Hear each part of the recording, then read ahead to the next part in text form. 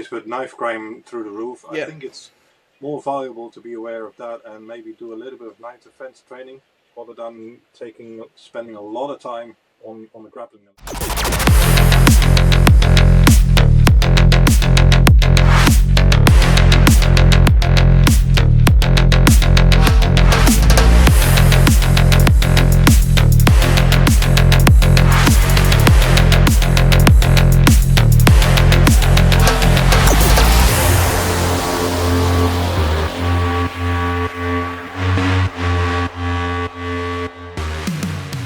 Hey everyone, we are back again then for another episode of Empower Online, and today I am talking to Koos Fockens, the founder of Jeet Kune Do, Devon. Koos has got a really interesting story from training with the Dutch national taekwondo team as a teenager, and then he took a bit of a break from martial arts, and then he rediscovered his passion, I think it's fair to say, through Jeet Kune Do. So today we're going to explore some of Bruce Lee's philosophy, what JKD really is, and what it's like preserving kind of that lineage in today's martial arts world. So, Koos, thank you so much for joining me. How are you doing? Thank you very much. Thanks for having me. I'm doing well. That's all right. Perfect. Good. So, getting straight into it then, I suppose my first question would be, you kind of as a teacher, teaching JKD now, what is something that you hope a complete beginner understands about Bruce Lee's JKD or Jun Fan after one class? Right. Okay. Well, I guess the main thing is that depending a bit on their background, but I hope that I take away from the first class is that what we're doing is not what you see in the movies. Okay. That's often a misconception that Bruce Lee is something that you have to wear a yellow tracksuit and jump around like an idiot. It's none of that. Yeah, so that gets straight into an interesting point of then Bruce Lee being the martial artist and then Bruce Lee being the action movie star, and kind of distinguishing the two. Because obviously, you know, he was an incredible guy in terms of what he did for martial arts cinema, I suppose, and bringing it over to the West and kind of making it that. But I think those who train JKD and those that are interested in martial arts are more interested in his kind of development of the martial arts and his progression, I suppose, and his thinking outside of the box in terms of letting go of that rigidity of styles and being a little bit more free-flowing. So what are your thoughts on that between kind of Bruce Lee, the man, and Bruce Lee, the movie star? Yeah, sure. I guess from his own personal perspective, they were a bit interlinked. I guess what he was initially trying to do is to promote his craft through the vehicle of cinema. You know, here is martial arts, and this is what I do. Sure. And that's obviously I guess he was the main trigger of the big, shall we say, kung fu craze of the 1970s, 80s. Yeah, definitely. You know, he was the driving force. Everybody was suddenly interested in martial arts, and obviously nobody knew what it was that he was doing at the time. He was just, you know, jumping around on screen and whatnot. And people ended up in on the usual suspects, shall I say. They went to their local karate classes. They went to the taekwondo was up and coming at the time, so they went there and that sort of thing. So that was I think initially what drove him. That was the question, wasn't it? Or did I miss it? No. Yeah, perfect. And then yourself, you started with taekwondo as well. Like you mentioned that in the 70s. Is that when you began, and what initially drew you into taekwondo? No, actually, I didn't even know who Bruce Lee was at the time. Okay. Hadn't even seen a picture or an image of it. I'm not that old. Yeah, I'm old enough, but not that old. Now, my story is probably a very familiar one. At primary school age, my parents and I we moved house, and I ended up on a different primary school right at the end of primary school age, year 6 or whatever it was called at the time. And I was the odd one out, so I got bullied. And my parents decided I needed to learn to stand up for myself, so they sent me to martial arts classes. And in my case, it was taekwondo. And I think within about 3 or 4 months or thereabouts, I probably forgotten the reason why I was there. Okay. I just enjoyed the martial arts as such, and that was the beginning of it all, I suppose. What was it specifically that you enjoyed? Was it the fitness side of it? Was it kicking? Was it the flexibility? You know, Taekwondo's got quite a lot of different kind of components to it, I suppose. Yeah, and obviously that happens with a lot of traditional arts. They've got a traditional aspect, usually, by practicing forms. In the case of Taekwondo, they're called tools nowadays. In the back in the day, they were called hyungs. If you look at the other style of Taekwondo, they're called pumse, if I pronounce it correctly, and so on. And obviously, you had the competition side of things, the sparring. Yeah. Actually, both I enjoy, to be fair. Yeah. Was there one way that you kind of led? It was a total thing for me. Did you lean more towards one than the other? Did you prefer kind of the forms, or did you prefer the sparring and the getting in there and stuck in, I suppose? I enjoy both equally as much, but I have to say that I think I had a bit of a knack. I hate to use that word for the forms. That was actually where that I was almost natural at, should I say. That went quite well. Yes. And what's your thoughts on forms today then? Do you think they still have a use, or do you think they're kind of outdated in terms of kind of what they're trying to portray? Because there's forms in karate, there's forms in aikido, there's forms in taekwondo, but they're often kind of, there's no live resistance, there's no kind of application, I suppose. It's just a form, a set pattern.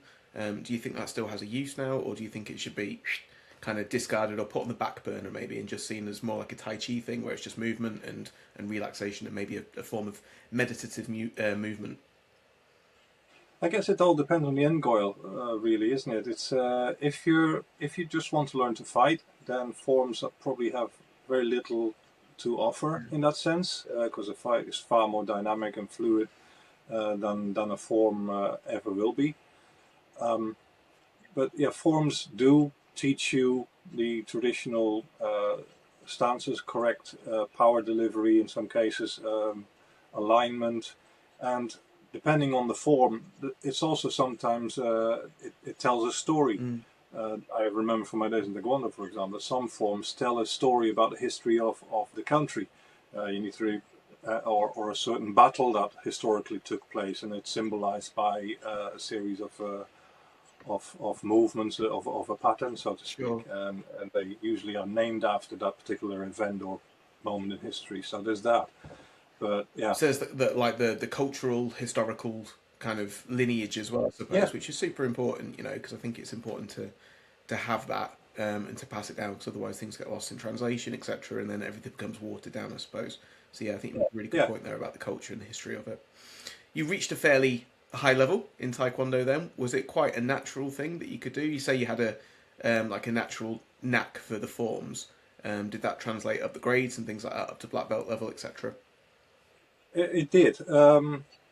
Even nowadays, I think the forms are probably the foundation of your grading, going through your belts and ranks and so on. Yes, you will have to demonstrate a bit of sparring usually during when you're going through an exam bit, or and later on. Each school does that a little bit different, but maybe later on when you get a little bit more advanced, you may have to break some boards or do some, either jumping or just a punch or anything like that.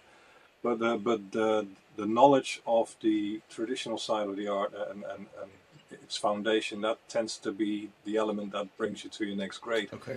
So having a good feel for that, progression through the ranks for me was, I suppose, relatively, well, I can't say easy because it's hard work. You have to train hard. But I never failed an exam, let's put it that way.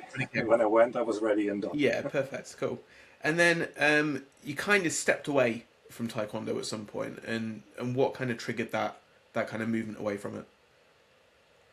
Well, I guess my Taekwondo story is a little bit, it might be interesting for our viewers. My teacher at the time was Willem Jacob Bos.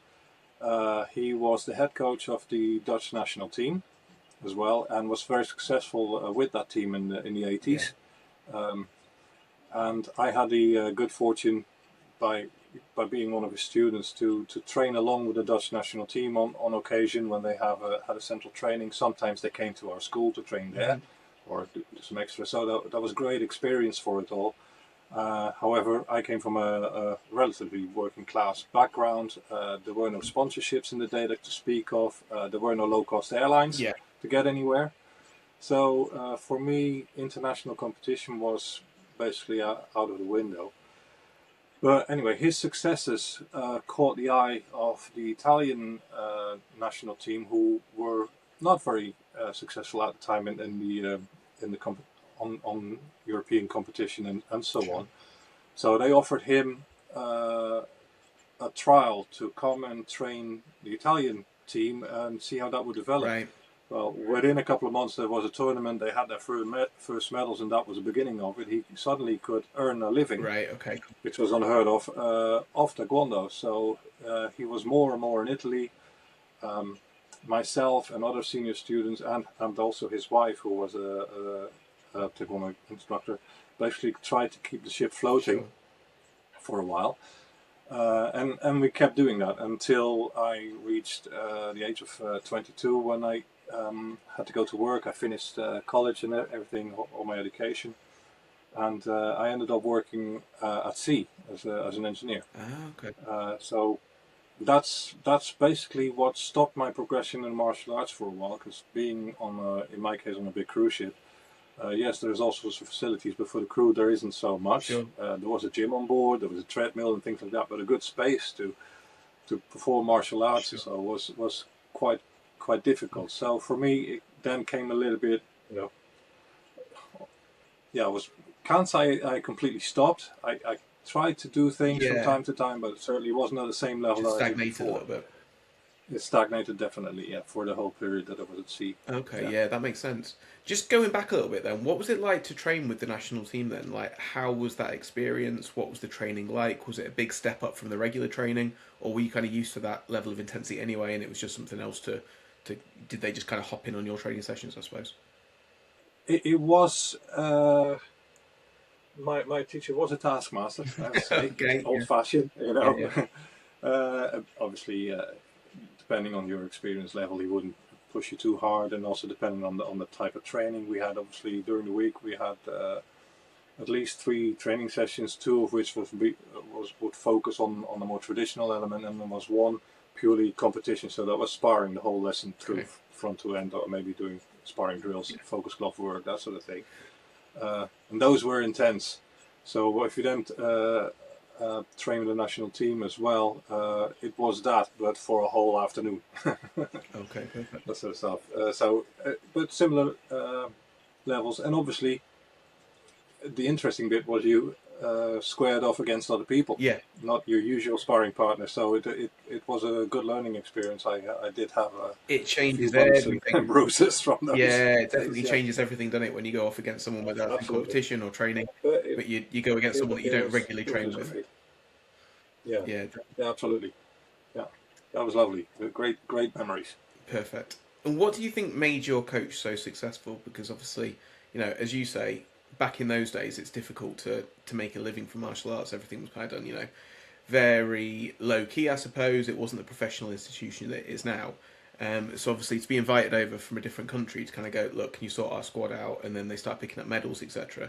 That's quite a big deal in the 80s. So what do you think kind of led to his success in terms of what he was doing differently maybe to other coaches? That's a good question. I'm not that familiar with the other coaches that were around at the time. That's probably, so it's difficult to make an A/B comparison.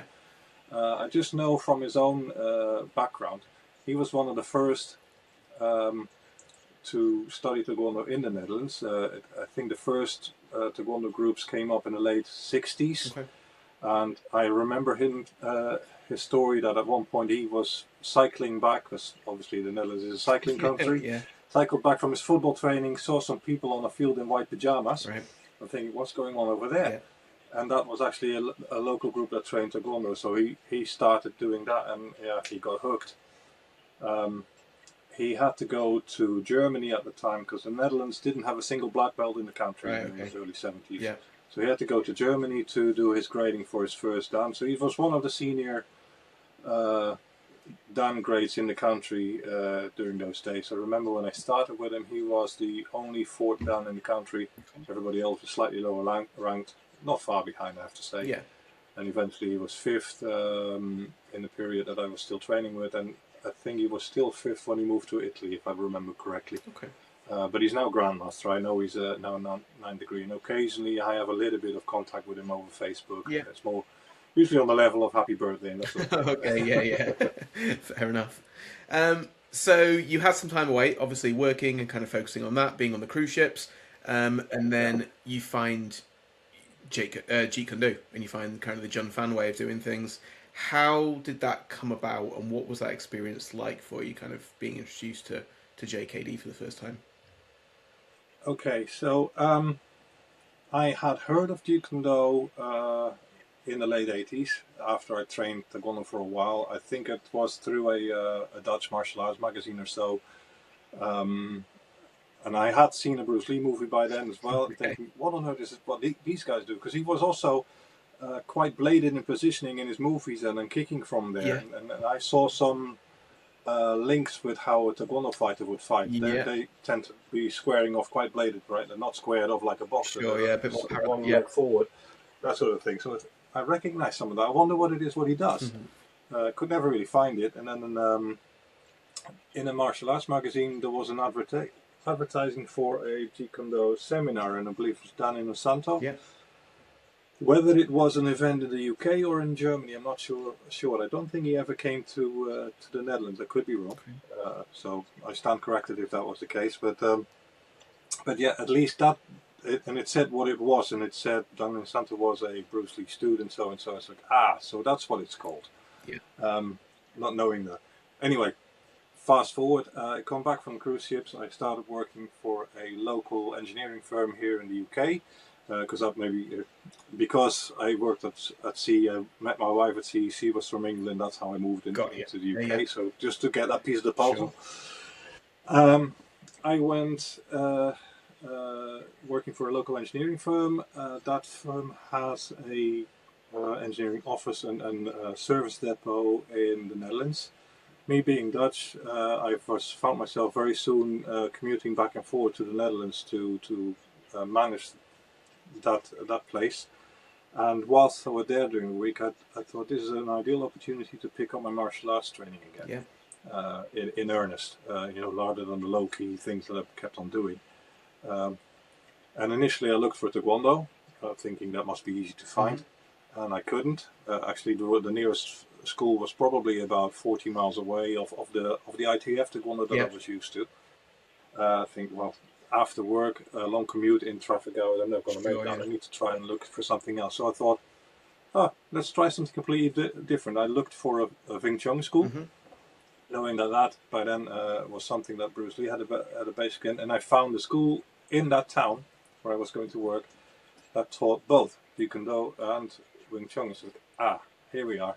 I'm going to try that. And the rest is history. I started training whilst I was in the Netherlands. In Jeet Kune Do and never looked back. What was that first class like for you? Because you say they did Wing Chun and JKD kind of at the same school, yeah?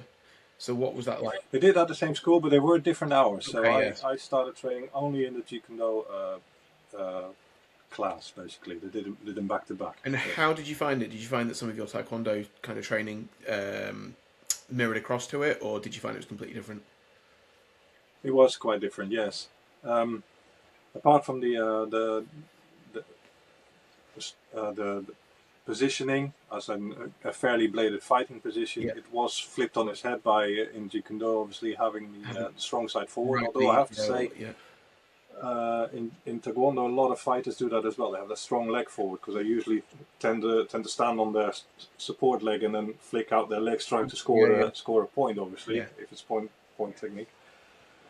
So there was that, but. Yeah, the strong side forward, but the whole footwork side was completely different. And Taekwondo people tend to bounce on the balls of that foot. There's kind of a steady rhythm there that I try to break from time to time, but the footwork in Jeet Kune Do was more a hybrid of what you see in boxing and fencing. Yeah. So small shuffle steps to control your distance and things like that, and you use bursts to close the fighting measure and to attack or to retreat and things like that. And that was something to get used to. Move with intention, not just for the sake of moving. Sure, yeah, and conserve energy and etc. Yeah. Mm. What was the hardest habit for you to unlearn, do you think? That was breathing. Okay, interesting. Yeah. And I still see it now. In many martial artists, they exhale sharply when they punch. No? Yeah. That sort of thing. Yeah. You're basically telegraphing your attention, both visually and audible. Yeah. So my teachers all said, just breathe normally. Just in through the nose, out through the nose. Don't make any noise. Just go. And you can occasionally, obviously, let out a battle cry if you wanted to, but yeah. Just get out of that habit of exhaling sharply, because you're basically telegraphing things much stronger than you otherwise would. So that was new to me, and maybe to some. Yeah, that's an interesting perspective because obviously breath work is quite a big thing in the martial arts, and obviously how people Absolutely. breathe and how you conserve energy, and then especially when you start getting tired, you start mouth breathing more because you need that extra income. So you can kind of tell that people are getting tired when they stop nasal breathing, they start mouth breathing. It's kind of a telltale sign. Yeah. But if you're able to nasal breathe the whole way through, and they said, a lot of people, as you say, especially with the striking, they exhale, where it's like a like that, and you see the same with tennis players and things like that because it's releasing all that energy, I suppose. But as you also rightly say, it's a telegraph if you're kind of sparring and you're moving. So yeah, interesting perspective. So how do you kind of mirror up putting the power in, I suppose, of because you're going to get extra as you come through, whereas opposed to just breathing because you don't want to punch on an inhale. It would be weird. No, it's no, indeed, there is something to be said to exhale as you punch, but I guess you can compensate quite a lot of it with correct body mechanics. Yeah. Having the power delivery correct, the structure needs to be correct, the timing of it all, and that compensates for a lot, which is also the reason why the strong side is in the lead. People sometimes say, traditionally you would put your strong side in the rear. The lead could be used to force an opening, and then whack that. The strong side makes the finisher.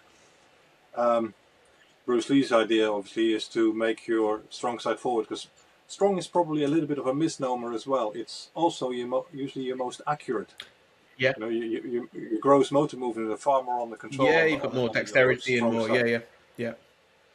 And in a street fight, you might only get one chance, so you better land. You better have the correct aim to score that punch or whatever it is you're doing at that time. Yeah. It's closer to the target as well, putting it in front. Yeah. And by putting your weaker side in the rear, if that comes in for a follow-up, because of the longer distance it travels, it'll probably attain about similar amount of power by the time it reaches the target and hits the target. So the strong side at the front, and then the rear one having that longer reach to accelerate, will probably land with a similar amount of powers than your strong side does for the lead. And then obviously body mechanics, footwork does the rest. Yeah. And these are all kind of concepts that were put into the Tao of Jeet Kune Do, which was way ahead of its time. And it's still, I think, for any martial artist, I think it's an amazing book to kind of have a look at and to kind of study no matter what your style is. But obviously, JKD and the Jun Fan system and things like that is very much focused on street defense rather than sport. And it was, efficiency of movement, efficiency of movement, closest weapon, closest target, those kind of ideas. Do you think that JKD still holds up as a self-defense system today, or do you think that it needs to progress and change in terms of, what self-defense is now, I suppose, because martial arts have evolved. Martial arts are a lot more popular than they were in the 70s. We're now in the age of MMA and wrestling and BJJ, where this is becoming popular. So groundwork has to be taken into account more. I think wrestling has to be taken into account more. How do you think JKD still holds up when it's now, 2026 and times have changed, from 50, 60, 70 years ago, etc.? Yeah. It's an interesting point, because that's usually a point of contention for when people talk about groundwork in JKD. Let's not forget there is groundwork in JKD. There is illustrations in the Tao, of course, the few illustrations that Bruce has borrowed from, probably from Aikido and Judo and that sort of he trained with Jean LaBelle a bit. Yeah. So it's definitely in there. We don't tend to emphasize the actual groundwork element too much in our training. To be honest, what we're focusing more on is if you are taken to the ground. Well, prevention is one thing. Yeah. Obviously, that's the most important. Second bit is how do I get back up? Yeah. I'm not interested in very intricate grappling movements and things like that. I feel that is more for maybe somebody who works in security in the club, needs to subdue somebody until law enforcement arrives, police arrives. The law enforcement themselves also can't proceed to beat somebody into a pulp. They need to subdue somebody to be able to arrest them. I view self-defense more from a point of trying to make the escape as soon as I got the opportunity. So staying on my feet is important. Get home safe.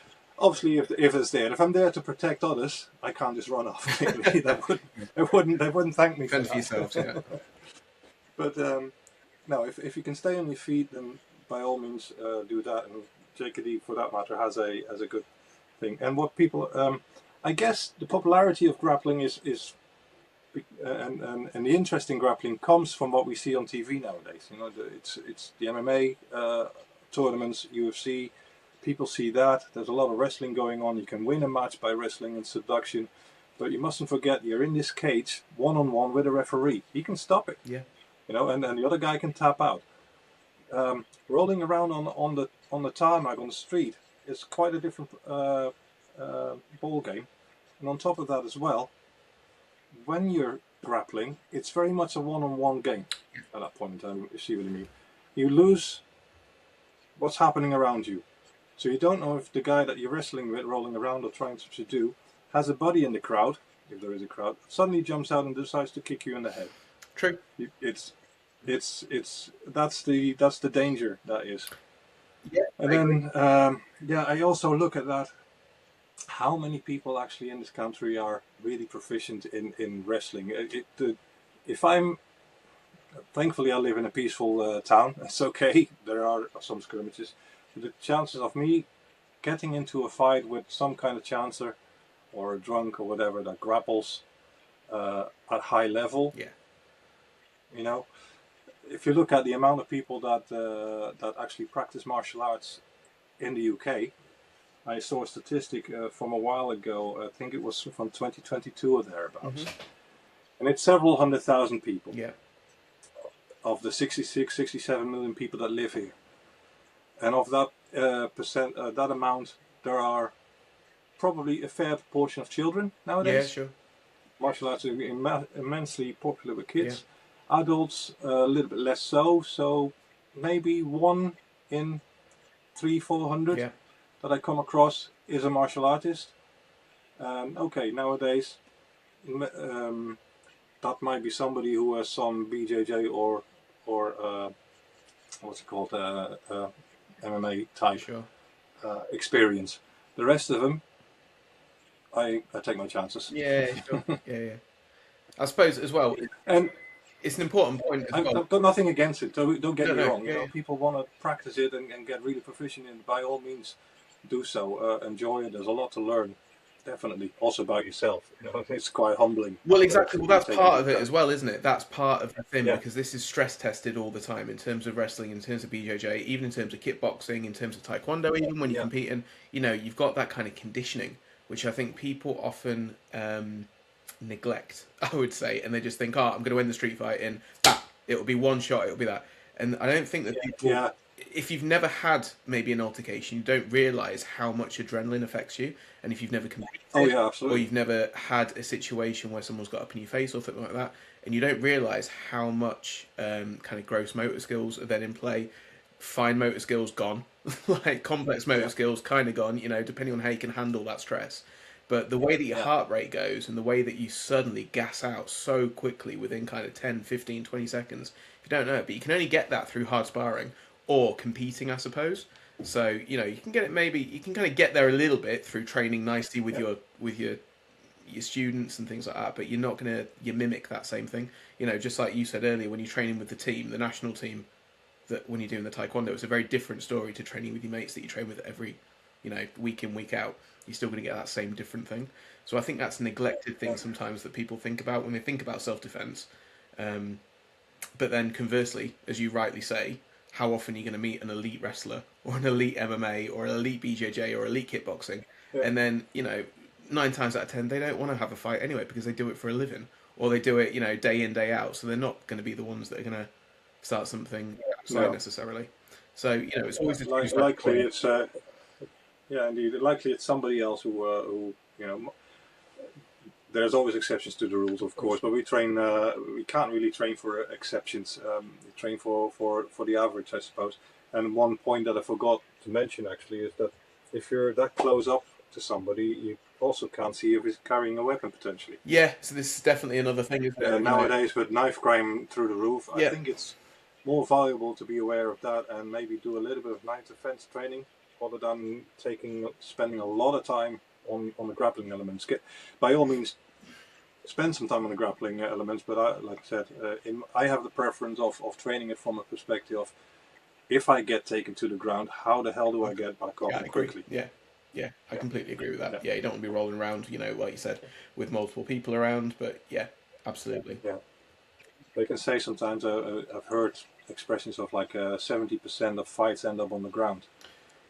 That may be so. They 100% start on their feet. Yeah, I've heard that 70% as well was taken from a police officer who. I don't know where it comes from. Yeah, I've heard that was from a police officer, but I don't know. Yeah, I might need to research that one because I've heard it a few times. But yeah, I've heard it was from a police officer. So that's obviously kind of again a different scenario where they're looking to take down a restraint. Yeah, exactly. So you need to know the context really of statements like that. So I do take them with a grain of salt, but whether it's 70, 80 or 60, I don't know. Yeah, but and also I'm pretty sure does it matter? You probably stand on your feet. Yeah, this is the argument all the time, isn't it? Because there's so much now, especially with the internet and things like that, where people go, that would never work in a street fight. Oh, that will never work in a cage. But the infamous keyboard warriors. Exactly, yeah. But then you've also got to argue, what are you doing this for? Oh, that will never work in a cage. Cool, I don't plan to step into a cage. I'm not a professional MMA fighter. So, fine. I don't know what point they're really making.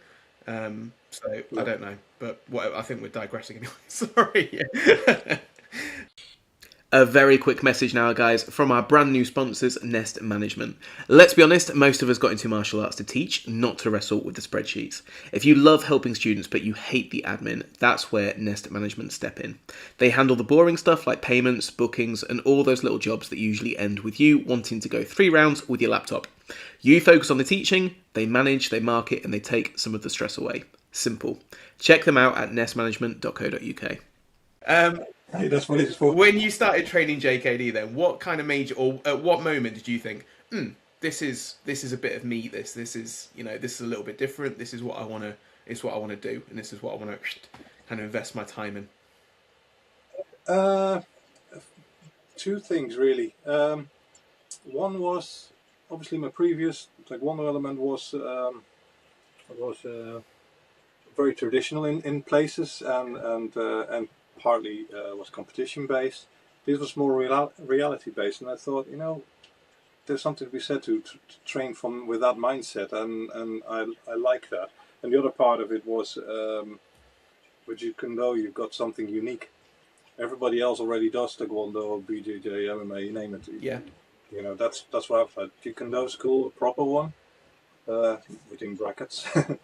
Because what is a proper one? That's another discussion altogether. Yeah, but sure, there just aren't many of us around. Yeah. So I thought, if I can do my little bit to preserve the art as I believe it should be preserved, then great. Then I've done my little bit. And it's a small audience. I got a small group now. I don't teach any kids either. That doesn't help. But small. It's so misunderstood. So if I can bring a little bit of clarity to at least a few people by teaching it locally, then I'm happy. I'm happy with that. What do you think's misunderstood about it? Other than it's going to be flying kicks and head kicks and and all that. Do you think there's other misconceptions? A lot of that. Do you think there's other misconceptions around JKD?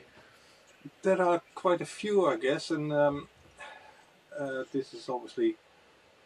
Yeah, the first bit is it what Bruce Lee did in the movies? I've already mentioned that's not the case. Yeah. It's also not do whatever the hell you want and mix some things together and call that JKD. It's not it either. Jeet Kune Do has a definite structure and philosophy, and it's that I'm hoping to clarify to people. And obviously there's two main streams nowadays: the concepts approach and the, shall we say, original approach. Yeah, so that was going to be kind of my next good segue into that. Okay, of what your thoughts are on kind of like this. I don't even want to call it a split, but I suppose it is a bit of a split in terms of the authentic JKD or the original JKD, and then the concepts kind of guy. So it's more, and also, if we say the Dan and Santo and the Ted Wong lineage, it's kind of that branch, I suppose. I guess those are the main names I usually mention nowadays. Yes. Obviously, Dan and Santo is the driving force behind the concept movement. He was the one that coined that, I think, and made it popular. He was also the one that started seminars early on. Yeah. I'm not exactly sure what date he started, but certainly in the 80s and 90s he was quite active on the seminar circuit. Absolutely, yeah. Bob Breen brought him over, I think, in the late... In the UK, and in other countries I'm not entirely sure who did what where and when, but I have seen ages ago now, this was before the days of the internet, but some footage of people advertising a seminar with that, or maybe that magazine articles actually, from back in the day. Certainly in Europe, the situation may be different across the pond. I can't judge just for that, but what happened here a lot was that Dan Santo was advertised as being the senior student of Bruce Lee. You're going to learn taekwondo, and then when they arrive on site, they see Kali sticks, because Dan was obviously big on his Filipino arts, and he wanted to delve to spend part of the seminar time on those arts. Sure. But over time, people have viewed that as that's one and the same when it isn't. And to be honest, sometimes I see a Facebook page or a website of a school that teaches the concept methods, and almost always, maybe that's a bit of an exaggeration, but quite regularly you see a picture of the instructor there with two Kali sticks in his hand, barefoot on a mat. Maybe with assistant. You don't see any evidence of Jeet Kune Do. On the right at the front. Maybe you click down a couple of pages and you find something, but it's not in your face, not clear. So that image of Kali sticks are part of Jeet Kune Do, for example, sticks with people. And I do also remember an anecdote of a seminar. I think it was Sifu Rishitoris who told me this. He was with Ted Wong somewhere doing a seminar. I can't remember either whether it was in Europe or the States. In any case, people were invited, come and train with Ted Wong's Jeet Kune Do, and a group of the people arriving had a bag full of Kali sticks, and Ted Wong let them struggle up the stairs with the whole bag, go into the space where they were holding the seminar, and then goes, "You won't be needing any of those here." Yeah. So there is still that misconception that Jeet Kune Do inherently contains stick fighting. Not helped, of course, by the image of Bruce Lee himself in the movies when he waves them around. When he goes with nunchucks and sticks, it just enforces that idea. So it's very much a striking art. Yes, in my view, without no weapons, none of that. Do you think weapons should be included, or do you think awareness of weapons should be included? Yeah, I'm not sure if it should be part of Jeet Kune Do training, depending on what your aims are, I suppose. And this is also where a bit of a split appears. I'm trying to keep Jeet Kune Do as pure as possible. So you could almost say it kind of stagnates a little bit from that perspective. For me, Jeet Kune Do was what Bruce Lee developed during his lifetime, and when he died, development stopped. It's not to me to change it into something unrecognizable over time, or if it's not me, then maybe my students, if I let them do their own thing. Because sometimes that's what's advocating. I think those are two different things. Developing yourself as a martial artist, and drawing inspiration from wherever, I think that's a great thing. By all means, do it. You got my blessing, but please don't confuse that with JKD or attach that name to it, because that will just muddy the water. And you see so many different expressions of Jeet Kune Do that way. Jeet Kune Do that way, but people don't know anymore what it is, because all of a sudden there's somebody who's starts fighting with his strong side in the back again, and the structure, the philosophies, the strategies start disappearing or changing. Then I understand why we're in such a pickle, because people have been doing that in the past. And it's important that we make that distinction. But this is Jeet Kune Do. That's what it encompasses, and as it is, that's a great art to get proficient in. There's lots in it already.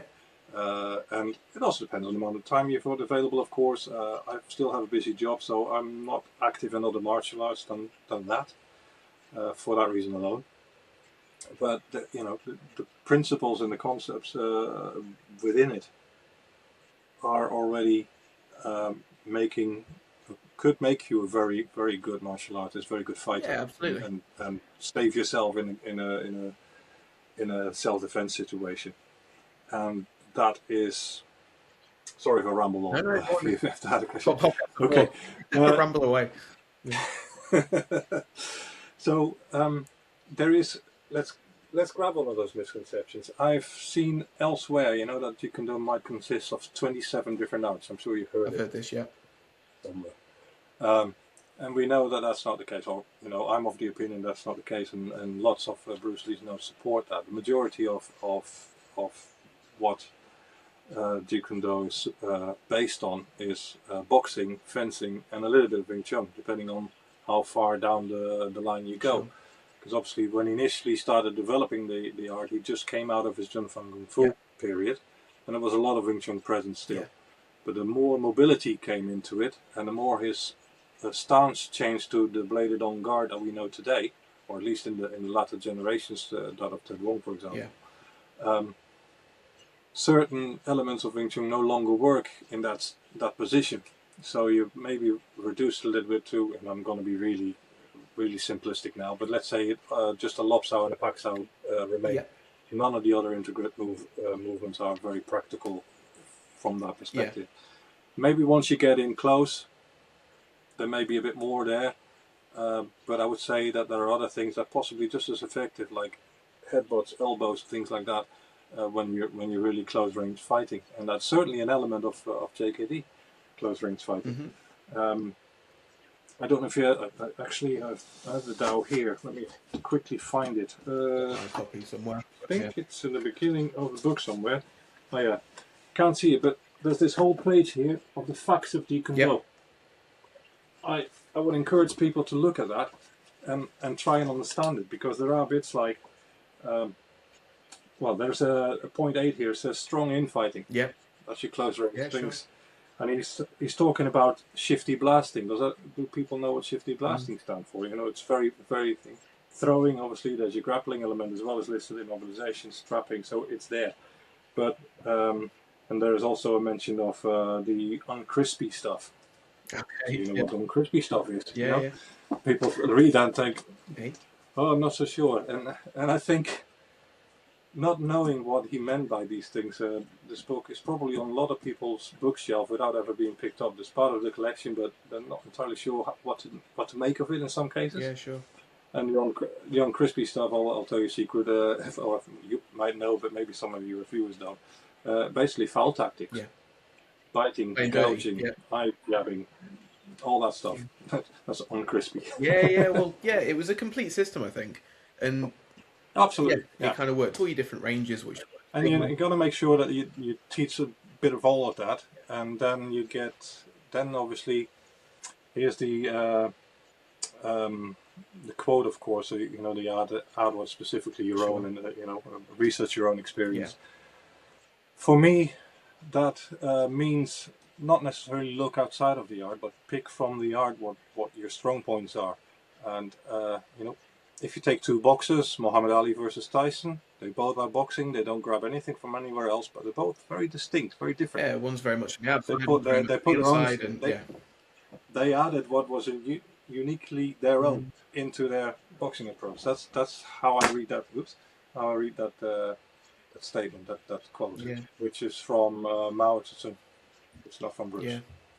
We're getting into kind of ifs, buts, and maybes then. But what do you think? Like, obviously, Bruce died so young and so unexpectedly, so he didn't really leave particularly like a way that he wanted to go forward specifically. Like, he certified a couple of people or 3 people, I think, maybe 4, whatever. And then he kind of went, okay, you know, it was an unexpected death.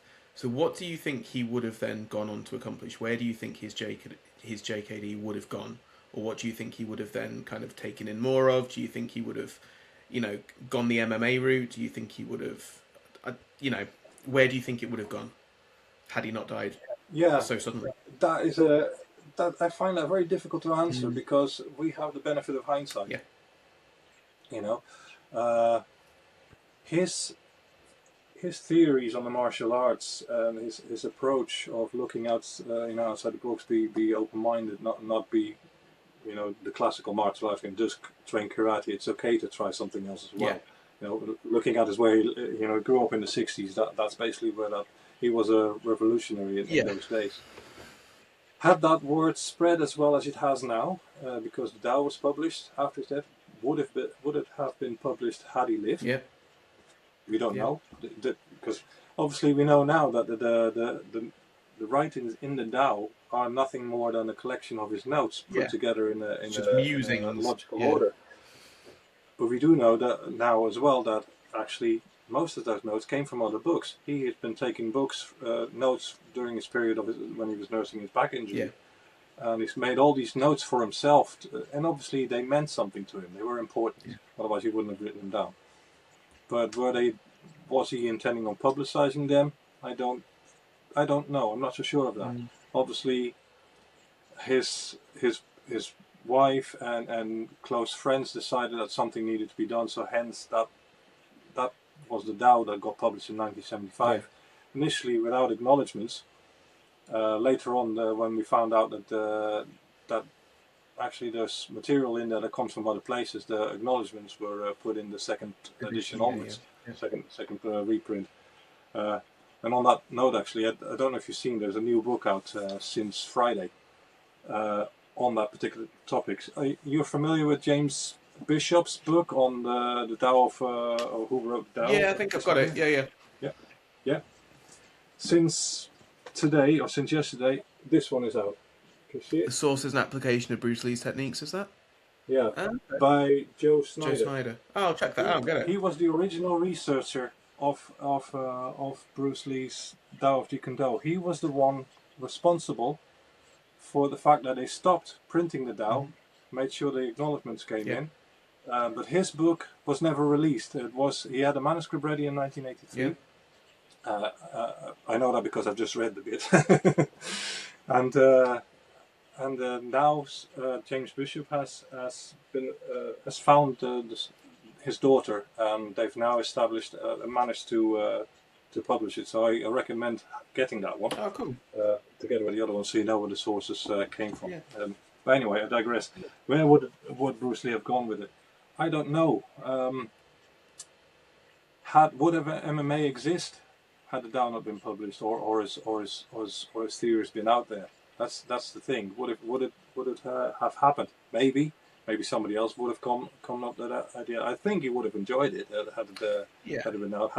Would he have incorporated it into Jeet Kune Do, or would his Jeet Kune Do have evolved to lean more towards it? Well, people often say, you know, if you look at Enter the Dragon, that first scene, he's kind of mixing the different ranges, he's putting it into the grappling, he's got kind of those MMA-esque gloves on. You know, he finishes off with the armbar, doesn't he? And then that's kind of an MMA match as you see it today. You've gone from kicking range to punching range into a grapple, he's thrown him to the ground, and then he's gone for a submission. There you go. So, you know, you can go striking, grappling, into jiu-jitsu or whatever the thing is. That's modern MMA, I suppose, but now it's just, you know, exploded. Yes, it has indeed. So it became a sport on its own. It's a lot of money being made. Oh yeah. So would Bruce Lee have gone there? I don't know. He was obviously he developed JKD up to a point, and then his movie career took off. So it kind of stopped for a bit. You he was probably still, obviously he was still training, but I'm not sure he was researching. Yeah, thinking and for the same amount of time, yeah. because he was so busy developing his movie career. Would he continued making martial arts movies even, or would he have ended up in completely different roles to make a living? Potentially, yeah. We don't know. So that's a question. I would have liked, obviously, to see him continue the martial art path that he embarked upon. First of all, having a few more of his movies of the same quality of Enter the Dragon or better. Yes, yeah, definitely. That would have been nice. But as far as martial arts concerned, would we have been studying and training in Jeet Kune Do had he lived? Obviously, his career, when in the 60s he wanted to open up a range of martial arts schools, and he started that. He had a couple. He had a few. And then is actually I can make a living teaching privately, initially to the movie stars and all that. So closes schools because there was more money to be made of Steve McQueen than there was of 10 guys in the garage somewhere. And obviously his movie career was where his income came from. So it's difficult. I find it a difficult thing to answer. Anyway. Where do you think JKD will be in, let's say, 50 years? That will probably depend on the likes of you and me and others. Keep teaching it, keep true to the arts, make sure we don't dilute it with other things, whatever is fashionable at the time. This MMA, UFC thing will probably blow over at some stage, or certainly not have the same popularity in 10 years or 20 years from now. Yeah, I think things go in cycles, don't they? It was like 70s was Kung Fu, 80s was the karate, the 90s was, the start of MMA because you had the first UFC, so you're looking at Brazilian Jiu-Jitsu and things like that. Now you're looking at MMA, and that's kind of carried on. But things will, and then maybe a Krav Maga boom at some point as well, where people go, "Our reality." Who knows? Maybe that could be. Yeah.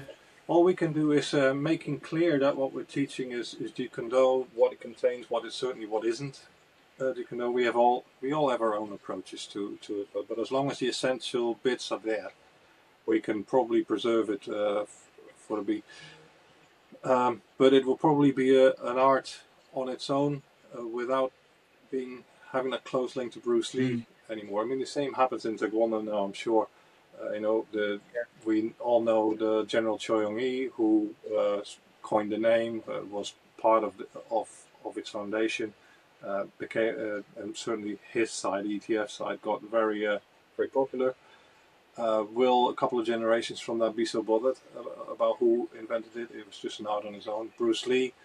Right now, there's still a whole generation of fans alive. Sure. Grew up with him when he was still alive. A couple of decades on, will be gone. Yeah. Will he still be as popular then as he is? As he was in the 80s and 90s? Because I think it's sort of slipping away a little bit. It's just my impression. I don't know why I've got that. Maybe also due to popularity of other things. That could be the case. Yeah, maybe. I don't know. It just seems that, even if you ever listen to mixed martial arts podcasts or anything, jiu-jitsu podcasts, etc., which I do often, Bruce Lee's attributed so much to, in terms of that. If, off the top of my head, Joe Rogan, one of the biggest podcasts out there at the moment, often gets people on, like, Jean-Jacques Machado, he's had Eddie Bravo, he's had all sorts of people on there that are jiu-jitsu guys, MMA guys, etc. And they all just talk about Bruce Lee with such reverence of being like, oh, thank you, such a so ahead of his game, so ahead of his time, sorry, and what he developed, I suppose, in his short lifetime of only 33 years, really, is what we see now in modern MMA. So, and hopefully that keeps going. And that will keep with the next generation, then they do the modern MMA or whatever, and they kind of keep that as a tip off and go, Godfather of MMA maybe, he kind of opened the doors, because otherwise, I think without Bruce, we would still be definitely still a mentality of being like, okay, karate is the best, taekwondo is the best, this is the best, this is the best. Although I've just said that out loud, but then I think, okay, would the Gracies have emerged in the 90s and still done the UFC and gone style versus style, this happens. So I don't know. It's difficult, and it's all ifs, buts, and maybes, and it's all contention, isn't it? But I hope when you have high level people that are really respecting Bruce still, and going, hats off to you, then that carries on, through the next 10, 20, 30 years, as it has done, now. There's not many people that you can say, died at 33 and then 50 years later you're still talking about and still. Oh, absolutely. Yeah, no, that's certainly an achievement that not many will repeat, I guess. Maybe his death has also contributed to him achieving that legacy status. But yeah, you're right. A lot of people that appear on these podcasts that you just mentioned, interviews, still mention him, which is great. We should be continuing to do so, and their students should be doing the same. Because again, the guests that appear on those are, maybe you mentioned several names, but can also think of somebody like Mike Tyson that haven't been on. But obviously, his career has been. He's one of that generation. As long as his students, if he has any, are told or are inspired by, then we don't have to worry too much. And I guess his image is certainly still pushed. If you look at the Lee estate currently, Shannon Lee is certainly busy promoting his image on T-shirts, books, mugs, whatever you want to buy, skateboard decks. It's Bruce Lee. And the proceeds go to a charity, I believe, or certainly in part, go to a charity. But that's what she makes a living on. I don't think she's very active in the promotion of the actual art of Jeet Kune Do. No, I think it's more of her dad, isn't it? Yeah, it's once bitten, twice shy, I suppose. There, they've tried it in the past with the nucleus and everything else, and that didn't go all to plan. I think over time, with all the best intentions, but I think the last nucleus or big event, where all obviously students have also died now, so they're dwindling, aren't they? Yeah. But yeah, there's not many left. I believe Danilo Santos won. Just hit 9. Steve Golden is still around, and I think it's probably. That's it, I think. I can't think of anybody else right now. Dan Lee and Alan Joe and those guys have all passed away now. So it's mainly the second generation and third generations now that need to carry the flag forward. Definitely. Yeah. So, what do you think is the most important drill in JKD? If you had to teach a beginner, this is the essence of JKD. Or not even drill, maybe question. What concept or something you really had to impart on a beginner to go, this is JKD. Well, this is JKD is obviously probably can't do that in one lesson, but I think the most important part is have a good on guard and good structure is the first thing, and mobility. That is probably the first concept that you need to get proficient in, at least from my point of view. And then and obviously a good straight lead, both offensively and as a stopping tool. That's obviously very important, but that's it's difficult to cram even more in there. JKD is more than that, really. But that's probably if you want to teach somebody Jeet Kune Do, but also want them to be able to defend themselves after a few months of training, then I guess footwork, distance control, and straight lead and then the stop kick are probably your go-to first things to go through, to go over them and drill repeatedly. But not ad nauseum, of course. You'll introduce them to some other things as well. Because if you take the art apart like that, then obviously there's not a lot. Well, on the surface, it doesn't seem to be a lot. There's a couple of strikes, a couple of kicks. We've got an on-guard position and footwork. And what else? The game really starts once you start looking in the strategy. 5 ways of attack. Where do they come from? How can you apply them? That's where I think get interesting. That's really where I find, without that you're just punching and kicking. Sure, it's the next level of it. But no, that's just a Neanderthal brain, and off you go. But if you can apply the strategies, that's such an important element of the art. And sadly, Bruce Lee didn't get the opportunity to write a lot about it. We got his notes on the 5 ways, but very little other text about it. So that's been transmitted through his original students, the likes of Ted Wong and others of that era, and now the second generation of obviously my instructors are amongst those, and people like Lamar Davis and you name it, the tutorials. Yeah. What's JKD done for you then personally? Keep me busy first and foremost.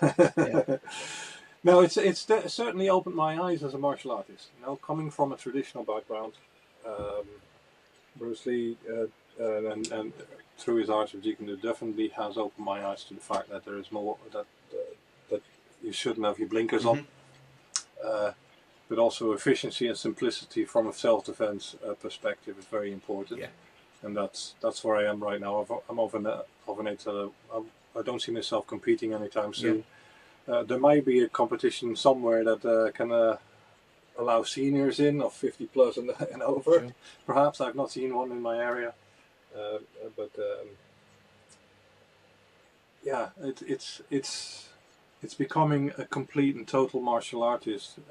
Is probably what JKD has opened my eyes to. Again, I have my preferences on the way I train, as we went over earlier on. I mean, I don't spend an awful lot of time on the grappling aspects, but I don't neglect them. Don't get me wrong; it's certainly part of it, because otherwise we'll just be kickboxing. Sure. It's certainly there, and elbow work and headbutts and things like that. But yeah, no, in totality, it's the freedom within the structure. Sure, yeah. That's the point. Because again, that's why we get to where we started off. Sure, with. It's gone full circle. Grab anything. There is definitely a structure there, and that structure is scientifically, supporting the efficiency of the art. Perfect. If that makes sense. Yeah, it does. Yeah, hope it makes sense. Yeah. Perfect. That's what done for me, and obviously it's a lifetime of study now. I feel myself very privileged that I found some good instructors that imparted their knowledge on me, and still do, even though they're remote. But they come over hopefully at least once a year to do a workshop with me, my students and others. But yeah, it led me to do research. I think I've got up to 80 or 90 books now on the art of Jeet Kune Do / on Bruce Lee, because I find I'm not a fanboy or not a collector, should I say. I don't have 300 different Bruce Lee statues and things like that, but I find it important to study the man, to know the man, to understand why he made certain choices, and that then comes into the martial art. So yeah, it's a good way to pass the time. Absolutely, yeah, it's definitely worse ways. Where can people get in touch with you then if they're interested in training JKD with you? So I'm based in Devon, so obviously it's good if you're in the area. I have a website that they can, with a contact page. It's www.junfanjikundo.co.uk. I also have a Facebook page, so if you look me up there, that's Junfan Jeet Kune Do Devon. You should be able to find me if you use that in your search criteria. I together with my instructor, I will be doing a Jeet Kune Do workshop in Leeds at the Rise of the Dragon show.